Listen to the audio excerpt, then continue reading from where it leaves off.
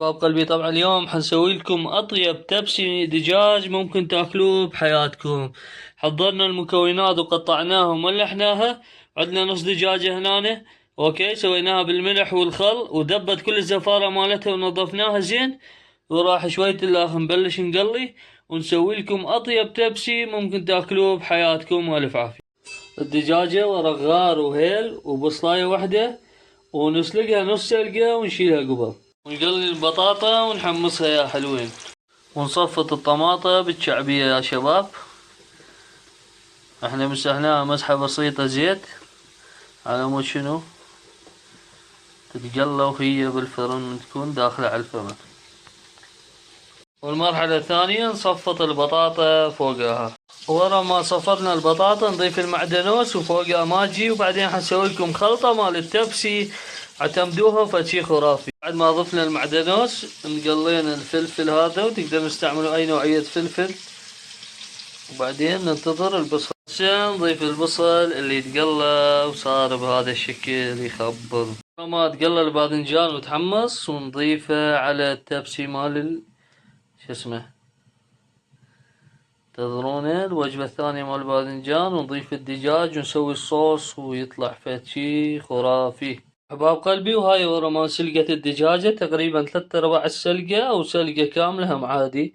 اوكي، هسه راح نجي للصلصة. صلصة احباب قلبي تجيبون تقريبا لتر وشوية مي، وتخلون معجون ما يقارب الخاشوقتين. اوكي، والبهارات الجافة هي عبارة عن كاري، شوية اسم كركم، بعدين شوية نعناع يابس، شوية شو اسمه زعتر مطحون، وملح. تمام. وتخلون شنو ماجي، تخلون ماجي وياه، وقطعة صغيرة مال هيل. اوكي، قطعة صغيرة جدا مال هيل او قطعتين صغار تطحنوها كل زين وتخلوها. بس اول شي ندوب المعجون هنا بهذا المي، وبعدين نضيف البهارات الجافة. وهاي صعدناها على النار اول شي مدة 10 دقائق على نار هادئة على مود الطماطة اللي احنا ما مقلينها بالزيت اللي خليناها اول بداية تلجع تستوي، تذب كل السوائل الموجودة بهاي المواد اللي مقلاية. وعندنا هنا شو اسمه صلصة مالتها جاهزة وتخبر، نديرها فوقها ورا ربع ساعة ان شاء الله. احباب قلبي، وهسه نضيف الصلصة فوق التبسي. اوكي، نضيفها وننتظر لما شوية شوية تبس او تنشف، يطلع لنا نتيجة خرافية فول. نشوفكم النتيجة النهائية ونحمصها بالفرن تحميصة أخيرة. بقى يا شباب الروائح تقتل كتل هالقد ما طيبة. هاي من جوا راح ندخلها على الفرن من فوق. عندنا شوية زايدة من الصلصة ندهنها بالدجاج، ويطلع لكم تبسي إلا من عالم ثاني.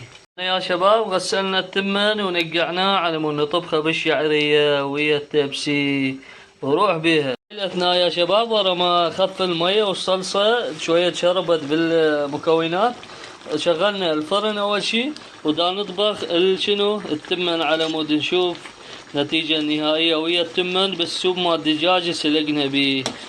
حنشوف النتيجة، والف الف عافية لقلوبكم. قلبي بهاي الاثناء احنا دخلنا التبسي على الفرن.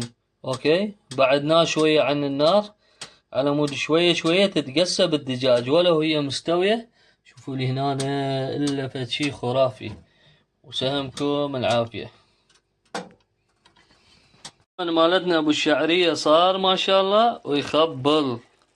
شوفوا لي هنا كاميرا شوية بالبخار. اوكي، شوفوا لي هنا شي خرافي ما شاء الله.